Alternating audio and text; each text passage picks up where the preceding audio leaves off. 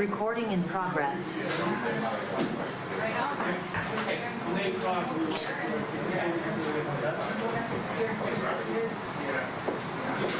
how are you, sir?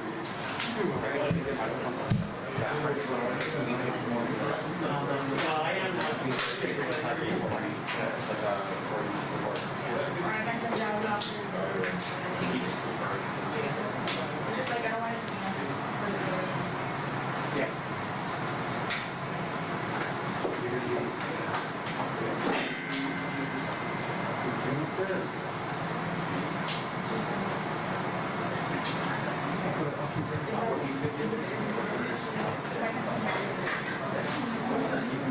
if it's loud enough, you need a cord, right?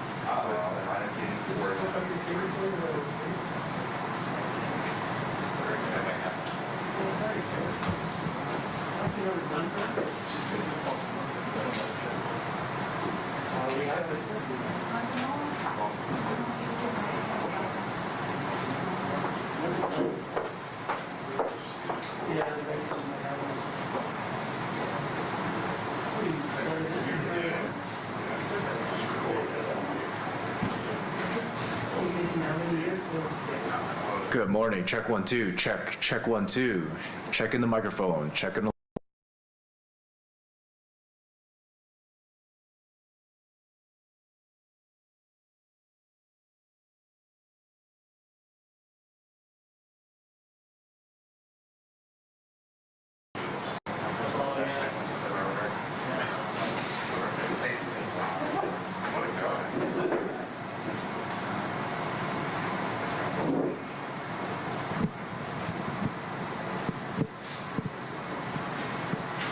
Where did she go?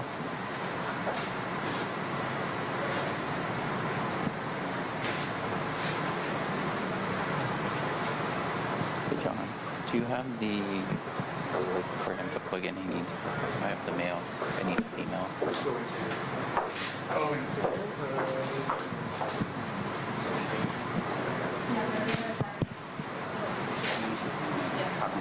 Perfect. Thank you. Yep. Cool. And then you're introducing, and then I'm just get them to say their name and outlet? Yeah. Or when you introduce it, you just say, get them to say their name and outlet.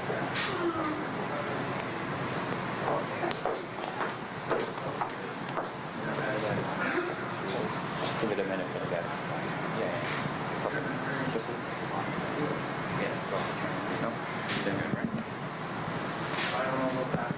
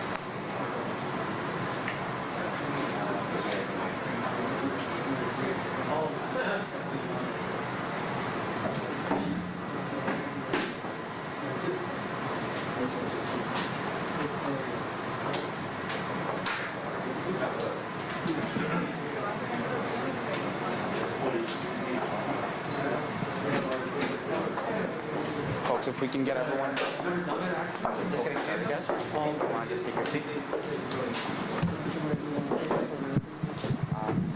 Hacía tiempo que no veía yo tanta prensa aquí. We're just getting started. Okay? Can you check that this is, Hey, how are you? what is it? On mute? No, that's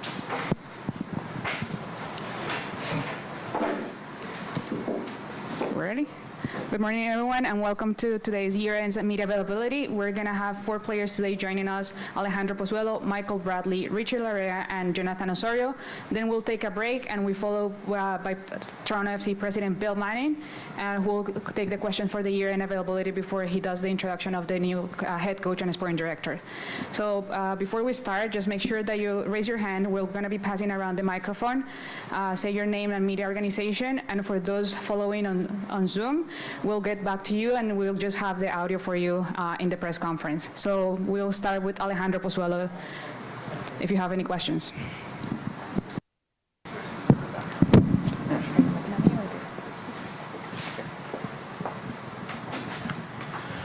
Good morning, Alejandro. Nice to see you.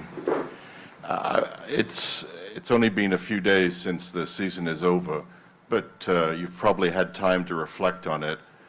Obviously a difficult season for you with injuries. Can you tell us, are you glad to have it over, get rid of it? Yeah, we speak a lot of time about the season, about myself, and yeah, of course, I have today for break, but I feel in my mind like think about a lot of things. And yeah, like everybody know, I'm separate of my wife. She's in Spain with my son. Now I can confirm, because we are out of season, so I can confirm this is the last question about this that I can respond, because now I wanna look forward, and I wanna say, yeah, I'm separate of my wife in summer, but I'm good. This is the most important now. I look forward for the next season. This is the most important.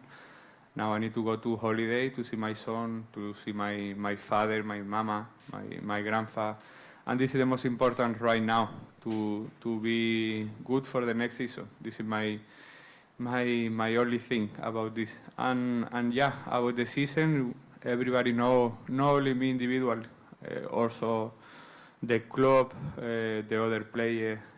We have a difficult season, but now we finish. Now we need to look forward. We know we have a lot of opportunity for the next season to play good with the new coach, and we will see. But this is my response. Alejandro, you told us earlier you did have some family issues this year, and you said you'd separated. Can you just say, given all that, what's happening with the family, and you had some injury issues this year, and the season was a tough one, can you say how much that affected your play? Yeah, of course, 100%. I'm a guy I'm very family. I like to be with my family close, but when you are not good with one person, you cannot be happy. So this is the big problem this year, and now I'm very happy. I try to help with some psychology and to people prepare on this, and now I'm very happy to look forward to come next year to prepare myself in this 1 month and a half, and be ready for the next year. This is my present.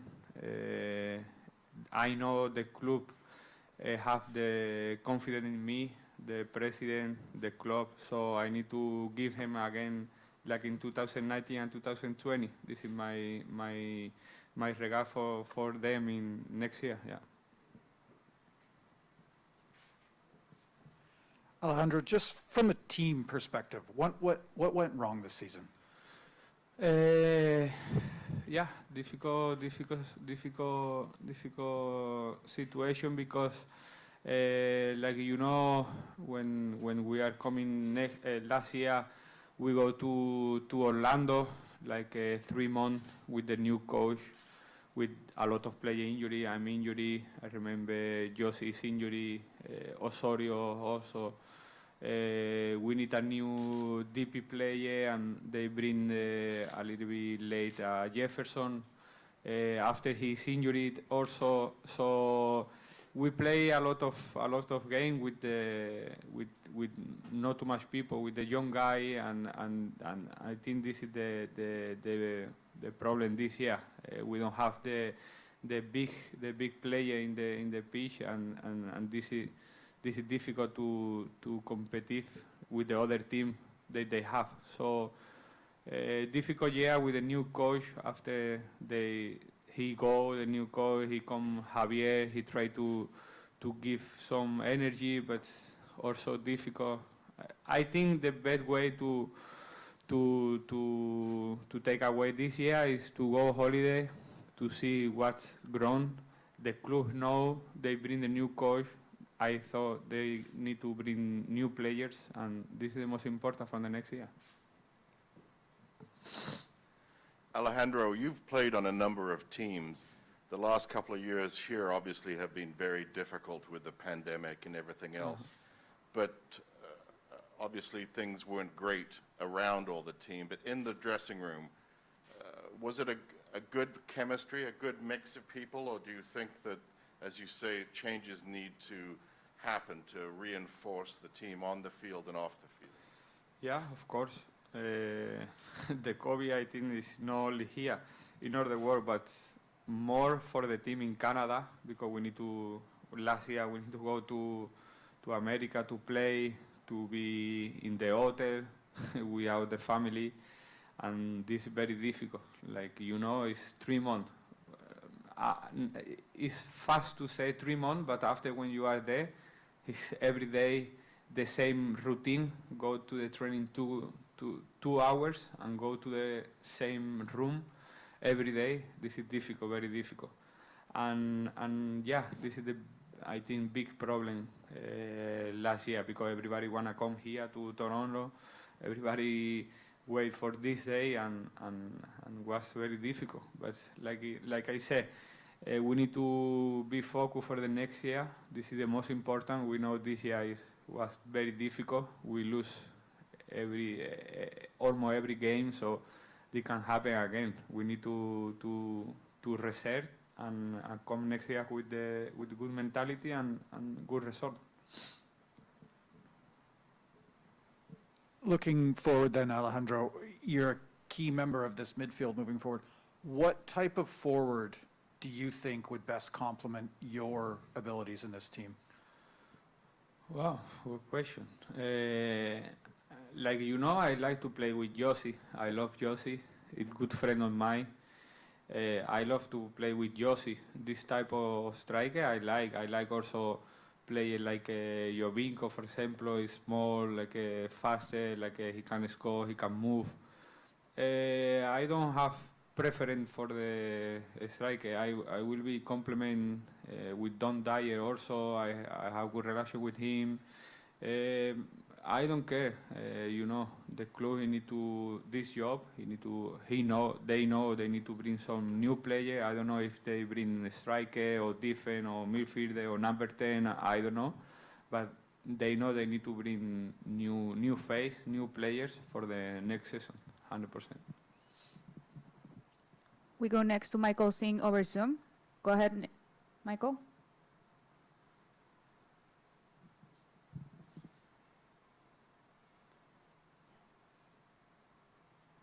Thanks, Alejandro. Hey, Alejandro. You're heading into what I believe is a contract year next season. Have you given any thought to your long-term future here at the club, or have you had any discussions about a potential extension? Yeah, you have the president after me to ask this question. I don't know. I hope I can be here a lot of years. This is my dream. This is my objective right now. I have 1 more year contract, so we are good. So we can speak after when the season starts. But for me, I will be happy here to help the team. now with a new project, with a new coach. I'm very excited to be here next year, and I hope I can be here more years. This is my dream. We go next to John Waliner. Go ahead, John. Thanks. Hi, Alejandro. Thank you for taking the time to speak to us. Aside from the personal issues, I'm just wondering, with regards to the injuries, you had some problems there as well. Last year, you were quite durable. You were kind of the Iron Man for the club. Do you have an explanation as to why, you broke down a little bit more this year? Was it just old age? Was there other factors? How can you sort of explain that, do you think? Yeah, we can do what everybody can thinking is he cannot rest good, he cannot eat good, he cannot go to the gym, he cannot go to blah blah blah blah. But I think in my mind is all mentally, all psychology, and this is I think the most important in football. When you are ready, mental 100%. They don't care if you eat good or if you go out, if you go, I don't know, somewhere, if you don't go to the gym, if you are good mentally, if you are happy in your life, everything is go away. But when you are not good mentally, everything, you can eat good, you can sleep 12 hours, you can eat every day chicken and vegetable, and they don't care. It's all in football, it's all mentally. And if you are done mentally 100%, it's no good. So I need to prepare. I prepare for this 5-6 months with the psychology, with people preparing this, and I will be ready for the next season 100%. I promise you. Last two questions. Alejandro, do you have any comment on the fact that TFC has brought in a new head coach, Bob Bradley, and how much you know about him, and what do you think about the thought of playing for him? Yeah, we have Michael here in the team. We have the son, so this is good. We know how hard work Michael, and yeah, we need to know the father is almost similar, and he like to work hard, he like to play good football. When I was in 2019 in the All-Star game, I speak with Bela about him, and he told me like he's incredible coach. He like to press higher, he like to play football, he like to Latin people, so this is good senior. He like to enjoy. And this is the most important. I'm very excited to know him now and to speak with him and to work with him next year. This is the most important. I'm very happy. Alejandro, we're not talking to Jefferson today. What were your impressions of him on the field today, and can you describe your relationship with him as well? With Jefferson? Yes. Yeah, I have a good relationship with him. He's there, I'm here, but like a friend, we are good in the dressing room, good outside. We don't go to dinner, for example, to eat, but we have good relationship. I don't want to speak about this too much. Thank you. Sorry. Alejandro, just one more for you. You've spoken about how you're going to head back overseas to visit your family, but before that, will you be meeting with Bob Bradley and get an understanding of expectation for you in the off-season, expectation for you in 2022? Yeah, for sure. This is the most important. Now I try to know him, to meet him, and try to speak with him. For sure, he wanna speak also with me to explain what is the philosophy he's thinking. And yeah, I'm very excited to look forward to meet him and speak with him about football, because this is what I like. I speak about soccer, I speak about football, I speak about the system, the players, and this is what I love. Thank you, Alejandro, and we'll be joined by Michael Bradley. Perfect. Thank you.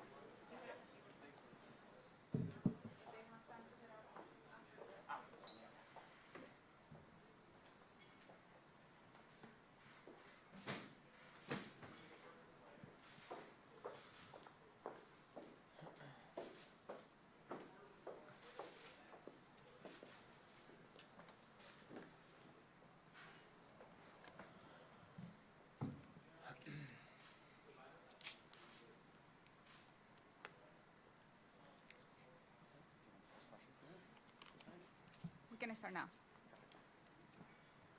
How you doing, Michael? Good, Steve, how are you? Good, thanks. So I guess the obvious question at this point is how do you feel about the fact that your father will be coaching the team and being reunited with you? How does that sit with you? Yeah, I'm very excited. There's no two ways about it. I'm excited for the club more than anything though, because I think I'm lucky. I know more than anyone.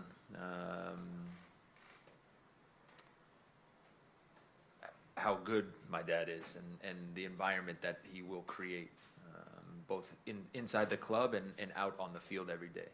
And as a player, that's what you want. That's all you want, you know, to come into a place every day where you're surrounded by people who share the same ambition, share the same drive, share the same commitment to trying to create something different, create something special, you know, and so for me, on a personal level, I'm very excited for my family, for my kids. That I don't think there aren't two people more excited in Toronto right now than my son and my daughter.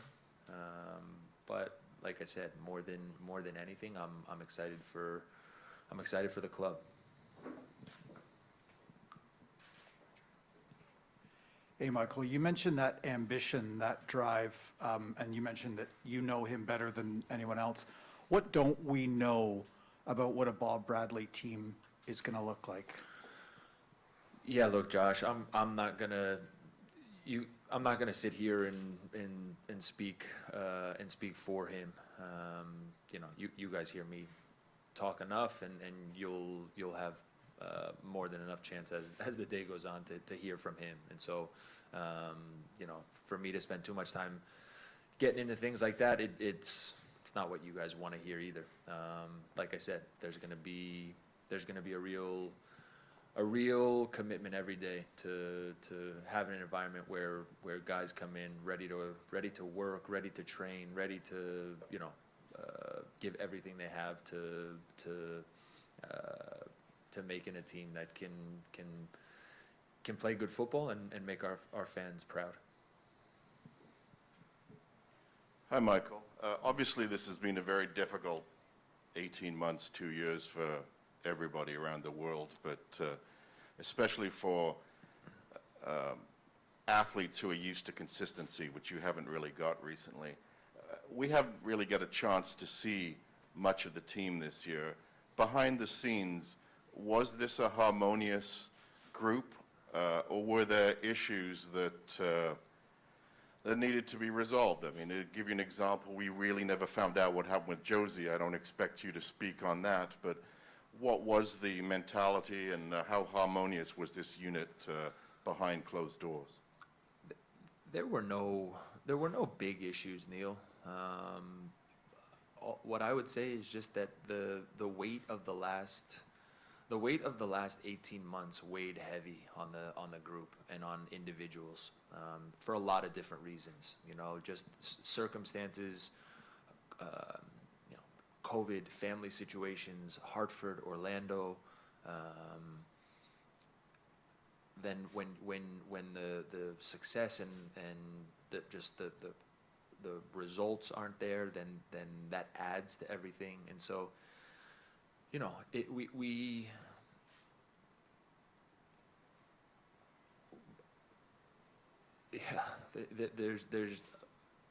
there's no other way to say it. You know, the everything that has gone on over the last year and a half,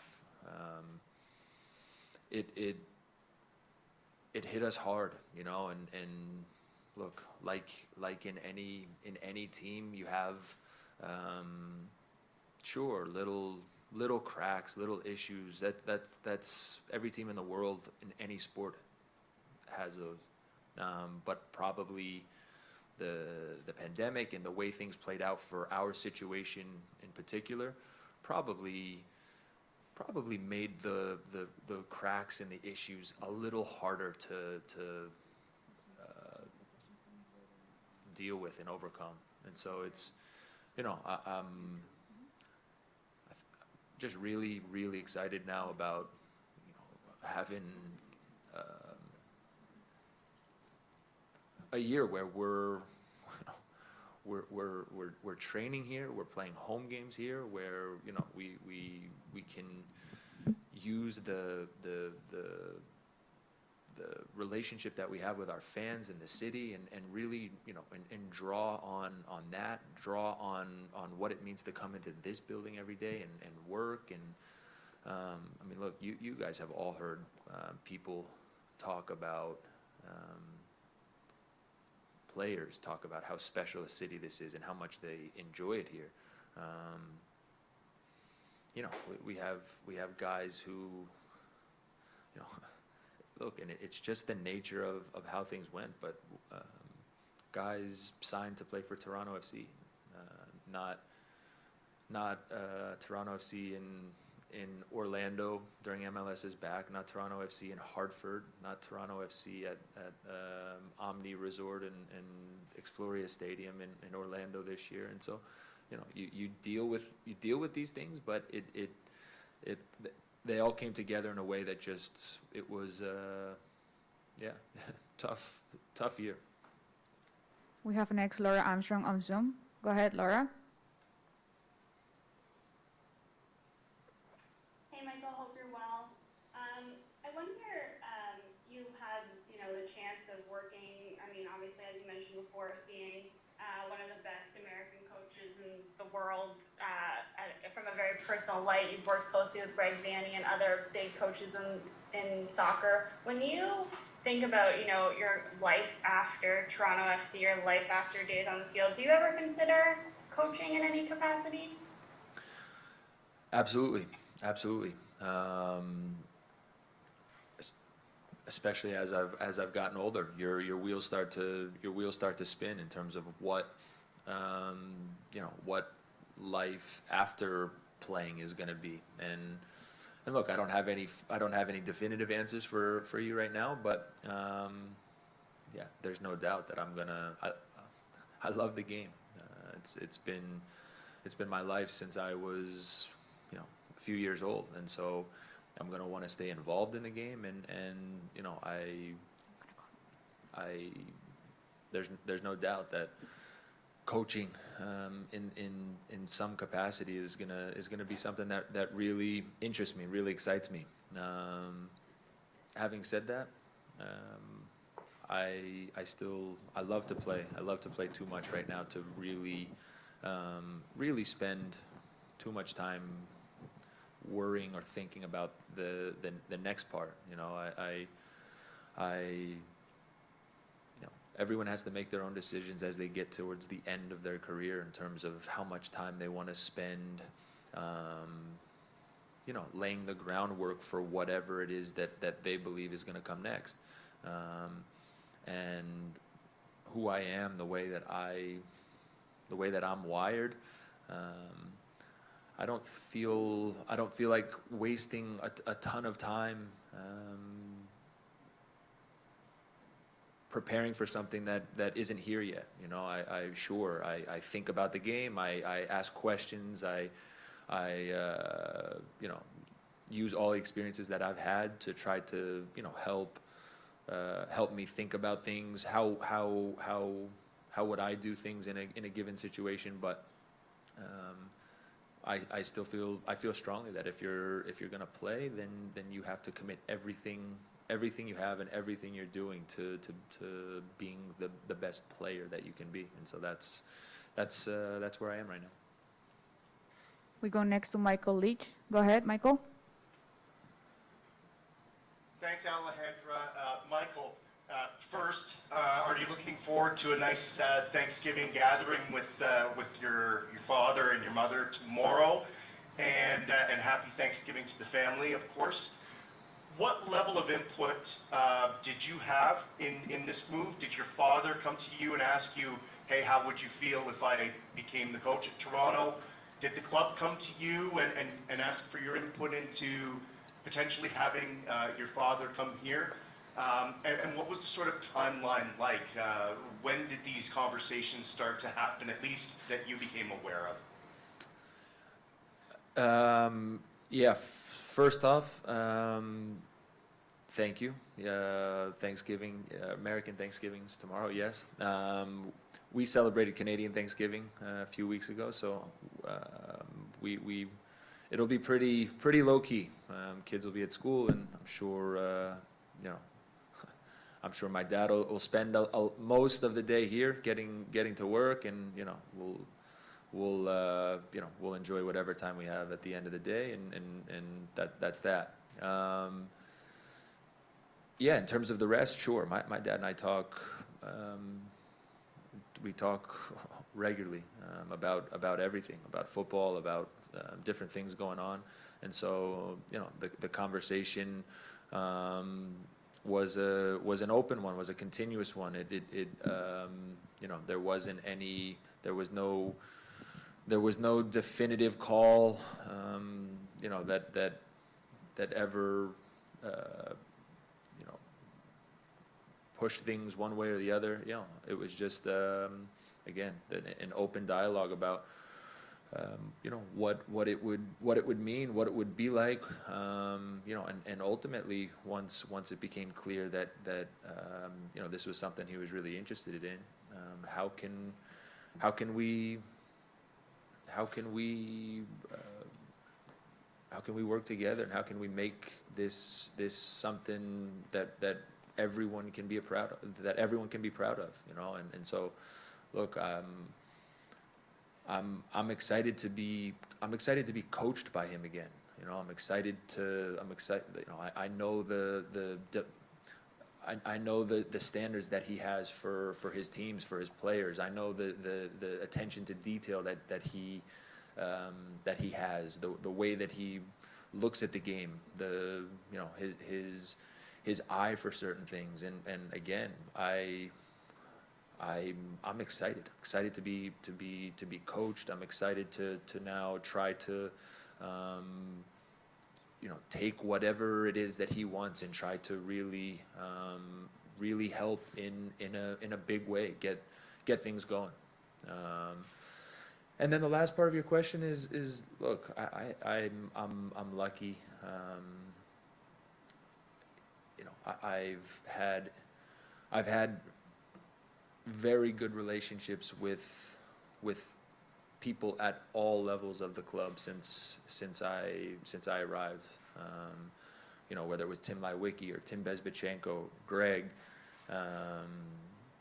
Ali, Chris, Javier, whether it's Elaine and Bobby and Ravi in the kitchen. Like I'm lucky, and I feel special. I feel proud of the fact that again the people that I've grown to know, and the people that I cross paths with, that I've crossed paths with every day for the last 8 years, the relationships are good and are special to me, and so sure in different moments,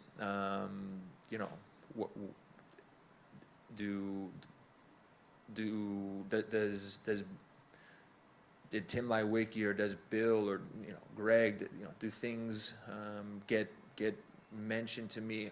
Yeah, but in the end, and I've said this to you guys all before, they're the coach, they're the general manager, they're the president, and I play here, and I'm lucky to play here, and I'm lucky to be captain here, and so yeah, with that comes a responsibility to help bridge certain gaps between the players and the team and people upstairs, and I try to always do that in a way that is helping us all move in the way that we want. But in the end, this is, again, I don't want to speak for either of them, but these were conversations that were between Bill and my dad, and ultimately, that's how things really took off. Michael, following up on that, you've played for your dad before when you were younger. Obviously, you know You know how he works, and he knows what you're all about. But are there complications when you're both the captain and son? The starting point, Neil, will be that the most important thing always is the team. The most important thing is what is best for Toronto FC. And when that's your starting point, and when things are, when things are discussed in an honest, open way every day, then yeah, look, there aren't any issues. I mean, I played for him on the national team when I was, a young player, and again, it was no different then than it will be now. That, no one, after today, no one. People are gonna get sick of hearing about, Bob Bradley and Michael Bradley and father and son. Like it gets old. Trust me. What people aren't going to get sick of hearing or seeing is a team that steps on the field and plays in the right way, that tries to play real football, that tries to that's trying to be aggressive and play in a way that the fans, when they come to the stadium, they're proud, they're excited, they walk away feeling like, man, that was fun. That was special. That's what people want, and so again, when that idea is central to everything, when what's best for the team and the club and the collective comes before everything else, then yeah, the rest is easy to navigate. Michael, your team did go through a lot this season, and there are a lot of, things that you guys have to overcome. But when you look back, do you think this team needs to have a bit of a shake-up personnel-wise in the offseason, and some of the positions need to be upgraded, and to maybe what extent? Yeah, I mean, look, I think it's clear for a lot of people to see that it's we had a group that had a lot of success together for a good period of time, and now for different reasons over the last two seasons, it's not been it's been hard, like I said before, I mean, obviously a pandemic shortened season last year, and we obviously did really well to deal with that and finish second in Supporter Shield, but couldn't beat Nashville and Hartford to really get things going. And then obviously this year, just with the ups and the downs. And so look, my feeling is that yeah, look, we have to find the right ways to bring in some new blood, and to bring in some guys who come with open eyes and fresh motivation, and guys who now are really excited about what we're doing. To what extent all of that happens, again, those aren't questions for me. There's still, for me, one of the big positives this year was the way that a lot of our young players, established themselves and took chances, and really, even in a difficult year, moved themselves forward in a real way. And so, the starting points there are good, and look, there's still a lot of there are good people inside this club at every level, and so do we need to find the right ways now to get better? Absolutely. Hey, Michael, thank you for this. Bouncing a little bit off of Neil's question about complications, locker room's a sacred place for the players. Do you think you have to set, or will you even already thinking about setting a higher standard in your mind to keep that part of the player relationship sacred, and then factoring in the captain and coach and the father-son aspect of it? Yeah, I mean, look, like I said, I know first off, I know the environment that my dad will create, and it's an environment where everything is out in the open. There aren't any, there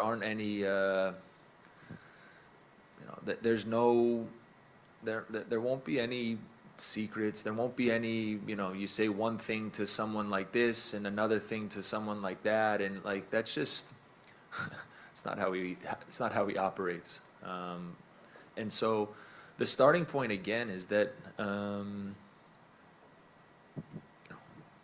within the team and the coaching staff, there's going to be a real attempt every day to engage everyone, to get everyone to walk through these doors and put whatever ego, whatever preconceived notions that you have, and put those aside and come ready to give everything you have of yourself to make the group better. And so that part will mean that what you allude to automatically becomes much easier. And then of course, guys like, it's regardless of who the coach is or regardless of who the coach is, it's important that now over this next period of time, guys like Jonathan Osorio and Richie Laryea, that they continue to take more, and there are others, but they're the first two that come to mind, that they now take even more of a role, of a leadership role, that now I find ways to really engage them and to entrust them with certain things, and so it's look, this is what being on the inside of a team is all about, and so I know that we'll all find the right ways to make sure that again, no matter what, when we come in here every day, the most important thing is going to be what is best for Toronto FC.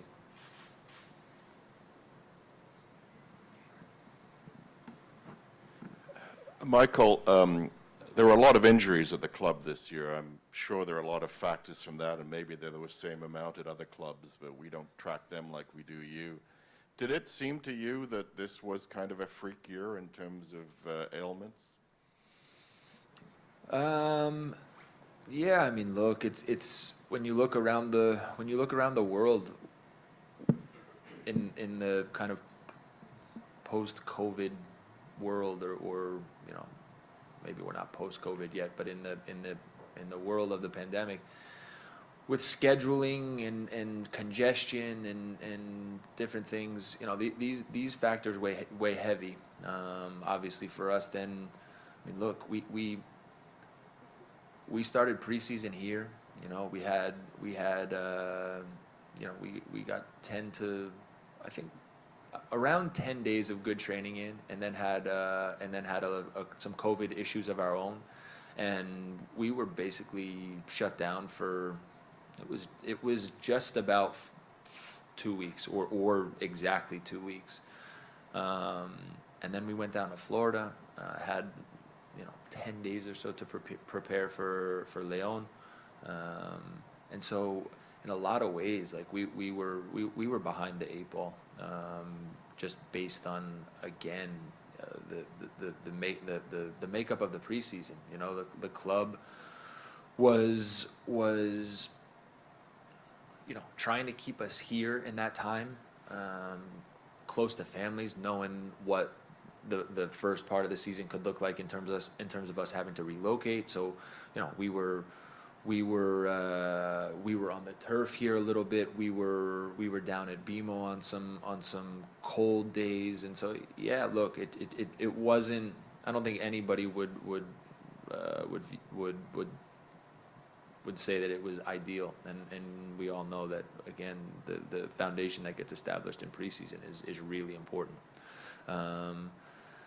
And then, yeah, look, on top of that, it's always frustrating when you feel like you're playing big games without without a lot of guys or without some of your best guys. And so, you know, I know that those will be conversations that go on behind, you know, behind the scenes as the off season plays out. And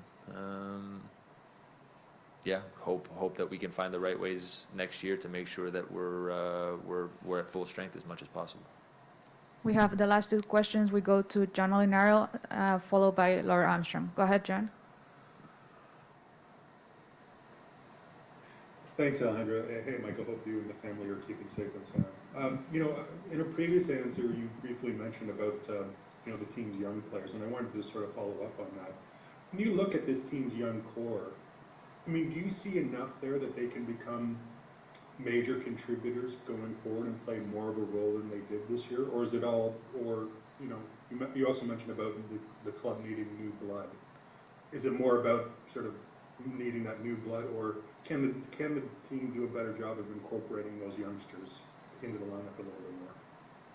It's everything. It's everything, John. You know, when you talk about trying to improve or you know, building a better team, you have to, you know, you have to find ways to do it at all levels. So it means, you know, older, experienced players who come in with the you know, the right motivation and the ambition to still, even as they get to a later point in their career, train every day and compete and play, and you know, guys that come here, even if they've had success other places, they come here to win.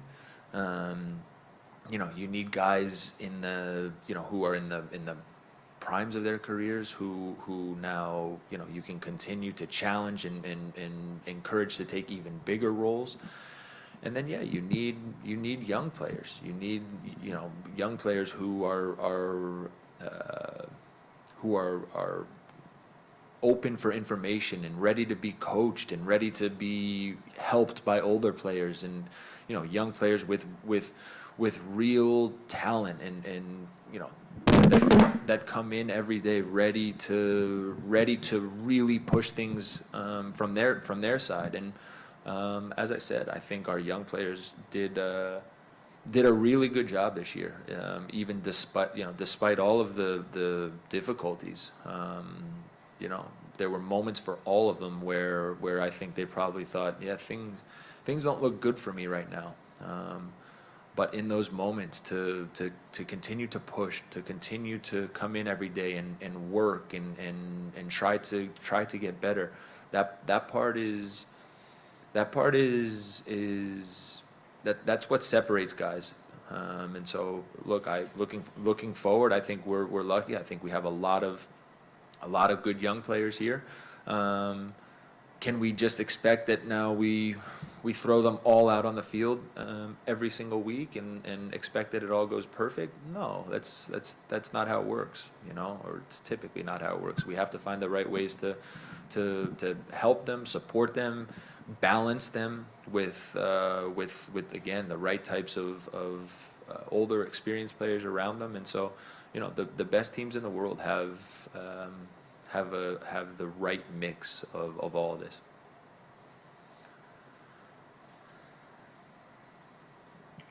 Hey, Michael. Just wondering, I mean, maybe you've already answered this to a point, but when you look at this club, you maybe more than anyone knows things can be turned around and how quickly that can happen. Do you see that magic still at Toronto FC? Do you think you can capture, you know, what you did in 2016, 2017, and the like? I do, absolutely. I do also feel strongly that we have to all understand that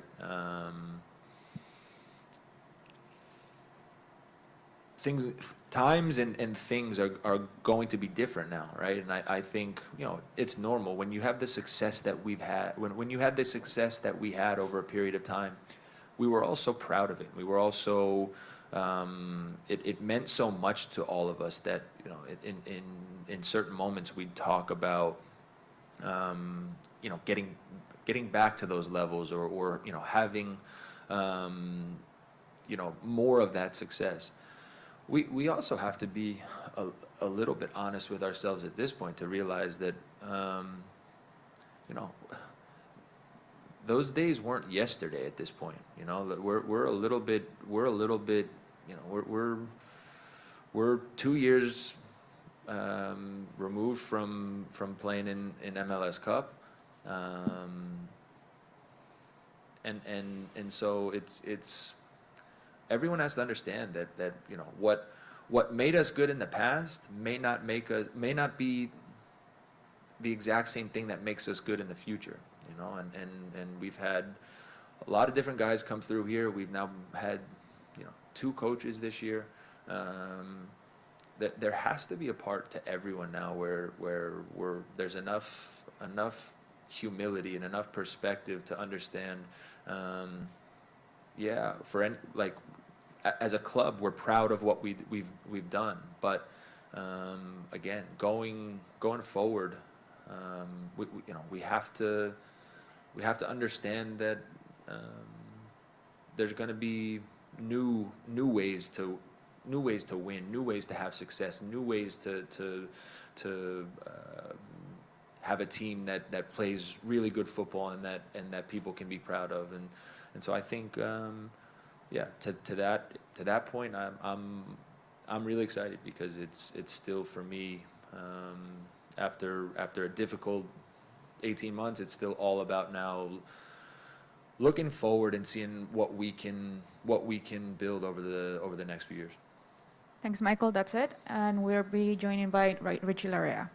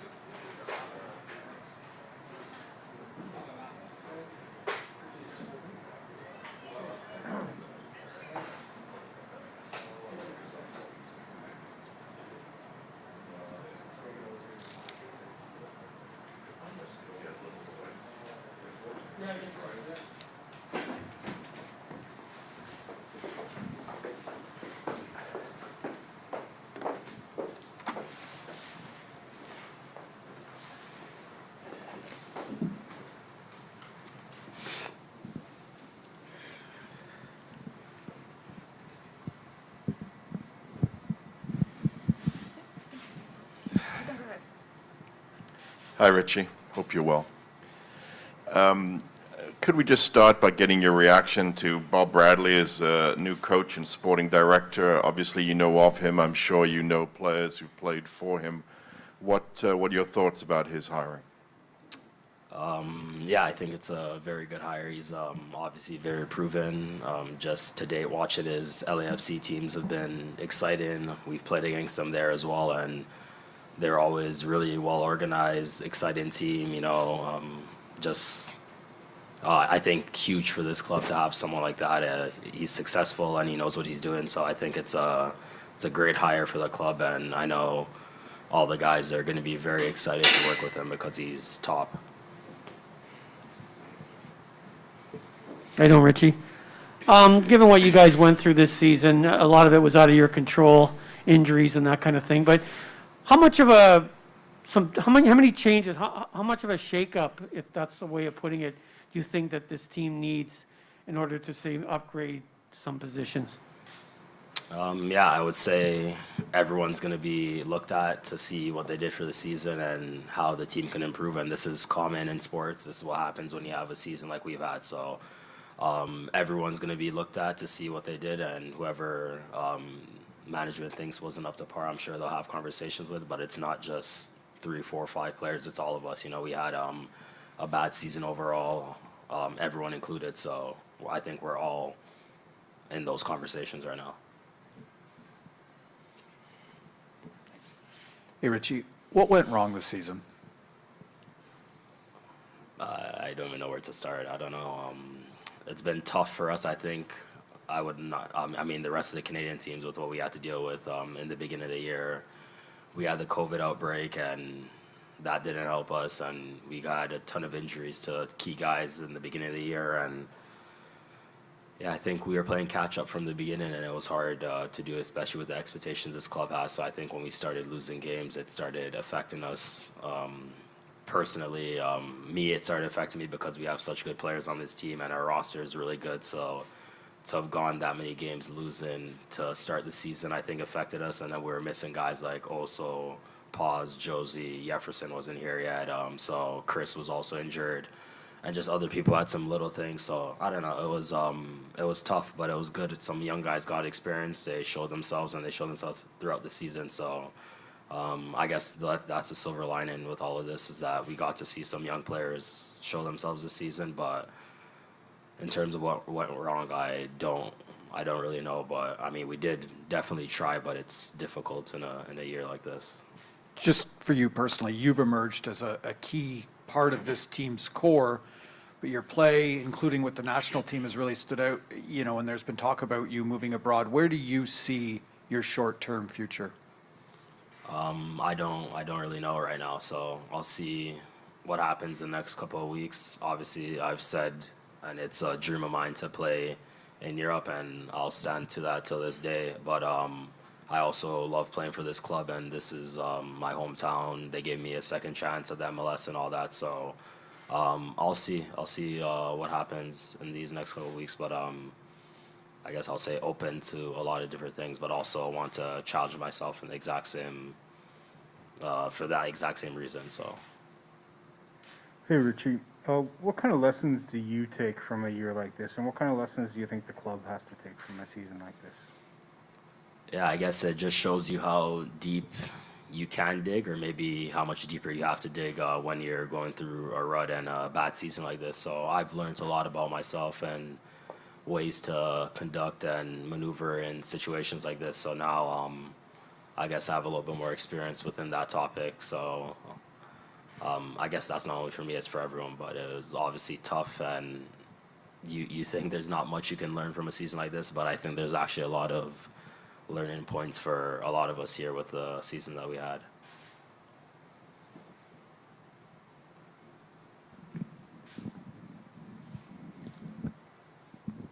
Go ahead, John. Thanks, Alejandro. Hey, Richie. Just wondering, obviously difficult times on the field, but behind the scenes, I mean, how harmonious were things amongst the players during what was a difficult year? And, is there a sense that there has to be a little bit of a culture change at the club, or are things fine on that end, do you think? Yeah, I mean, like I said, I think there's a lot of different things, and in sports, it's common when something like this happens, you need to have a bit of a shake-up because it keeps things fresh and keeps people on their toes. So that's obviously going to happen. And yeah, I think the culture at the club since I've joined has been good and is good, but I mean, sometimes, and as we all know, everything does have to come to an end. So maybe that era we were living in for a little bit then, since I joined, is now over, and now it's a new one with a new coach with different ideas and probably a few new players as well. So We have next Laura Armstrom. Go ahead, Laura. Hey, Richie. Hey, Richie. Obviously not the year that you would have liked to have with Toronto FC, but then you compare it to the year they were having with the national team, and the national team has reached sort of unprecedented heights to this point. How do you balance, struggling at the club level and then, going on international duty and really having success?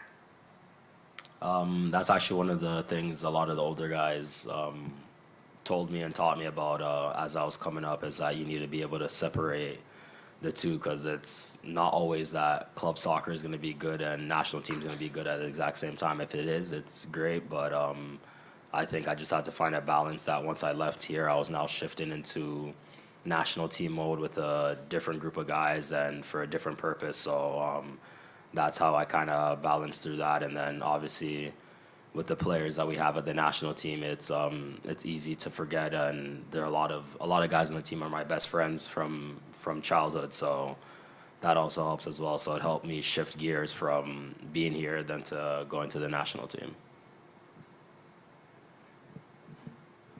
Hey, Richie.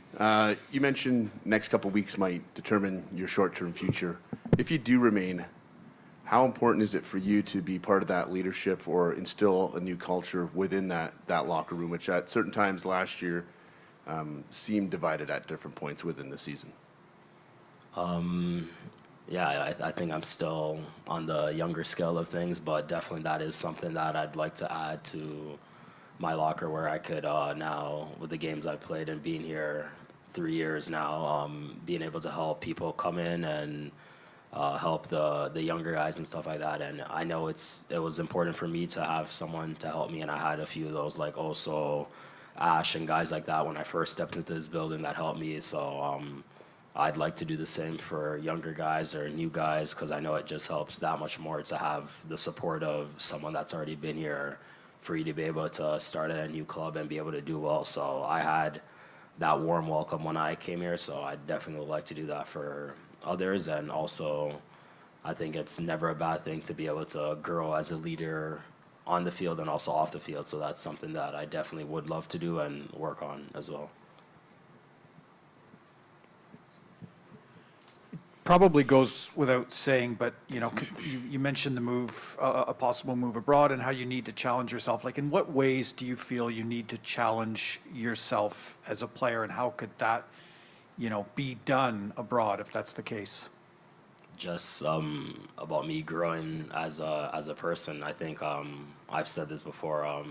When I was getting drafted, that was one of the things that I wanted to do. I want to stay stateside to grow as a man, as a young man. So I think that's just it'd be another learning curve for me. It'd be a different place, a different situation, and it's I think that's, for me, that's what life is about, for me to take as many challenges as I can and see what I can do with them. So that's where my head's at with that. And of course, like I said, since growing up, all the ones close to me know it's been a dream of mine to try to experience European football. So if that comes up and I can do something about it and it works for the club and I, then I would definitely want to take a shot at it. And like I said, if maybe it doesn't work out the way I would like to, or the club would like to, or whatever it might be, then this is, for me, the best club in MLS to be at, and it's home for me, and it's also a great organization. So I think just tallying off that like the season we had shouldn't speak about what this club is, because I think you guys have seen what this club's done the last 5-6 years, and it's right up there with the best or the best ever in MLS. So I don't take that lightly being here, and I do enjoy playing for this club. Richie, you're such an intense player when you're on the field. You've told us afterwards sometimes when we've asked you about situations that you're not quite sure what happened, even though you were there. given it's been such a tough season, how did you kind of distance yourself from the disappointment on the field? How do you get away with it? I know you have a young family. Does that help you do it, or are you able to separate what goes on? Yeah, my family definitely helps. It's a good break from football when things aren't going as well. So that was something that was really big for me. But it's no surprise also the national team was being able to have success with the national team this year, and hopefully continued success helped me a little bit more to stay engaged and involved. So I'm lucky. Guys like me, also Kamar, Zav, Jefferson, anyone that went to national team this year, was like we had a restart versus I could only imagine how difficult it was for guys that had to stay in this environment the entire time. So that is also a very difficult thing that people don't probably take into account, that I was fortunate enough to break away from everything that was happening here to go somewhere where it was good, and I mean, other people didn't. So, I mean, I was saying it the other day, I don't know what I would have done or how I'd be mentally or whatever it might be if I didn't have national team, and then obviously my family as well.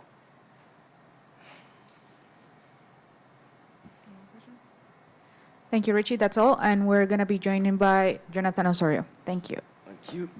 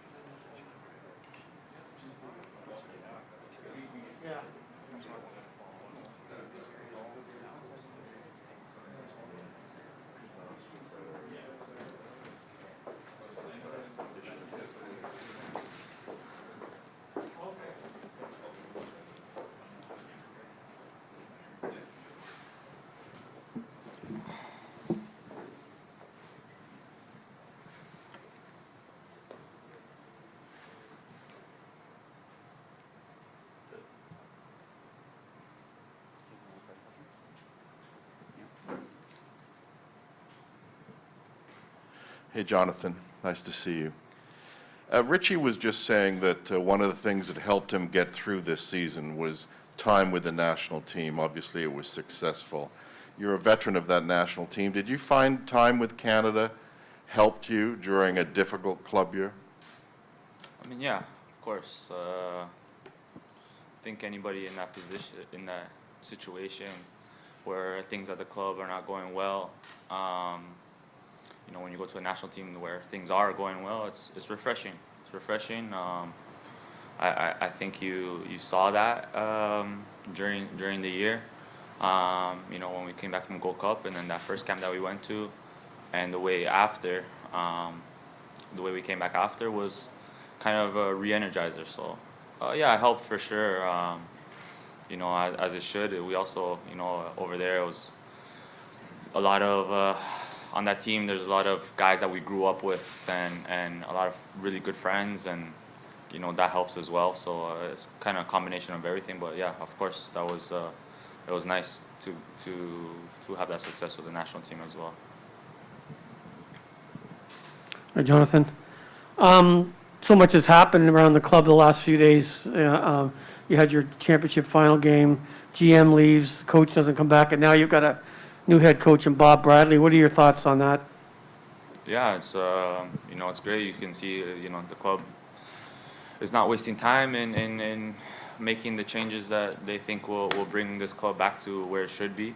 And you know, this is the way it is in sports, especially I think when you're at a club with expectations. You know, after a bad season, things, you know, get changed right away, and I see that that's happening. They're making the moves that they feel need to be made, and so I think as someone in the club and even somebody who supports the club, it's good to see. It's exciting, and you know, it's exciting to see what the future holds, especially in the near future. Hey, Jonathan. I could be wrong, but I believe this upcoming season is a club option season for you. You, like Richie was just telling us, you've never shied away from your desire to test yourself abroad. What does your short-term future hold? Yeah, I mean, of course, I've said it for years. If the right situation came, you know, I always dreamed of as a kid to go to Europe and to go abroad and to test myself, and you know, that hasn't changed. That hasn't changed. Like you said, next year is an option year, and so, you know, I can't really say what's in the future. As long as I'm here at Toronto, the club knows that I give my 100% here. But they also, you know, I have expressed my desire to challenge myself, especially with everything happening with the national team and how difficult it is now to get in that team and everything. So, yeah, you know, at the same time, I know this is a business. The right situation has to happen for both sides. I just hope, you know, whatever that happens, that, you know, that my what I want is taken into account. Jonathan, just following off on that, would it be something that options open, something you would want permanently if it were to move away from TFC? Would it be entertaining the idea of a loan option somewhere in Europe, or does that all play into the different options and who presents those types of offers to your agent and yourself? Yeah, it depends. It can be just any team coming, and because it's in Europe, I take it. That's not really how it works, you know. So, of course, it has to be the right situation, and I know also as well for the club side, I know this is a business. I'm not, you know, not oblivious to that, but yeah, I'm open to anything. I'm trying to, you know, have the best career I can, and I'll always represent Toronto and the city and this club, whether I am here or I'm not here.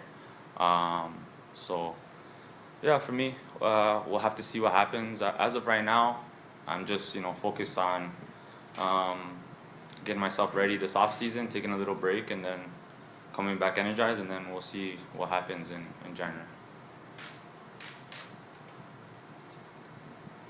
Hey, John, I know we're just coming off the end of the season here, but I'm wondering how you're going to remember this year.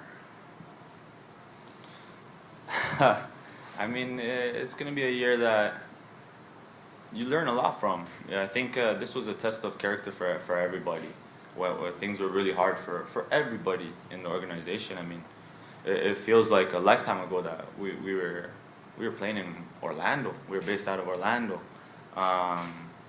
And it was tough on everybody, I think. And, you know, and then results didn't really go our way. And then with everything that happened after that, I think it was a test of character for everybody to really push through. And so I'll always remember it for that, and you know, and then take that experience with me for the rest of my career. And hopefully, and I know there will be situations that come up that I will remember this year for, and learn from the situations that happen and take that into future situations. We go next to Laura. Go ahead, Laura. Hey, Jonathan. I wonder, earlier Alejandro was saying that, you know, knowing Michael, he sort of has an idea of what to expect with Bob coming in. you've worked with Michael for a long time, played alongside him for a long time. Do you feel like, you know, having that relationship with him gives you sort of a window into what Bob will bring to the club? Yeah, I think so. I mean, to be honest, I still don't know Bob personally. And just because, you know, Michael is a certain way doesn't mean his father is a certain way. I'm not exactly like, I don't have exactly the same personality as my own father, so I don't know. I'll have to still, you know, I'm looking forward to meeting Bob, but I've heard only great things about him. So, and yeah, working with Mike, if he's anything like Mike, then I know that, you know, he's very passionate about what he does, and he has a winner's mentality, and so. Yeah, I would expect those things also to be the same, and yeah, it's going to be, I think, really good for the club. We go next to John. Go ahead. Thanks, Alejandro. Hey, Jonathan. You mentioned a moment ago that this was a real test of character for everyone to push through the year.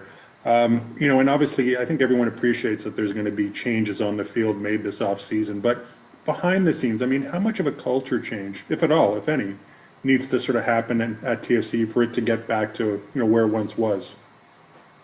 Yeah, of course. I think the culture, the mentality and the winning kind of culture has to, I wouldn't say change, it has to come back. We have had that before. Not saying that we have to be, not saying that the culture has to be back to where it was in 2017. But I think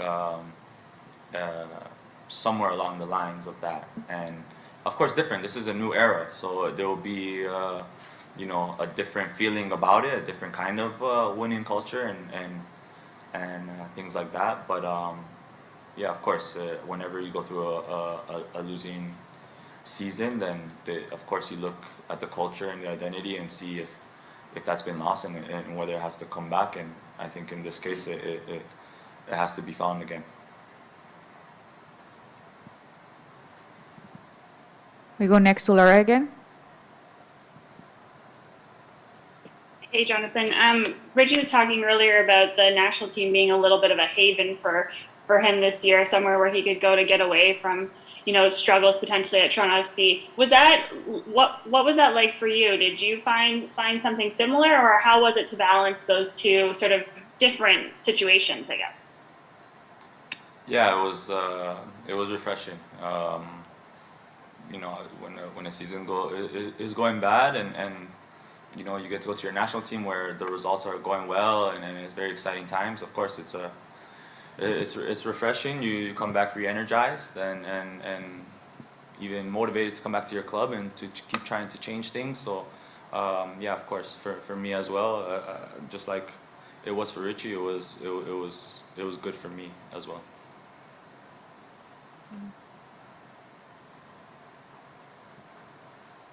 I think we're done. Thanks, Jonathan. All right, thank you guys.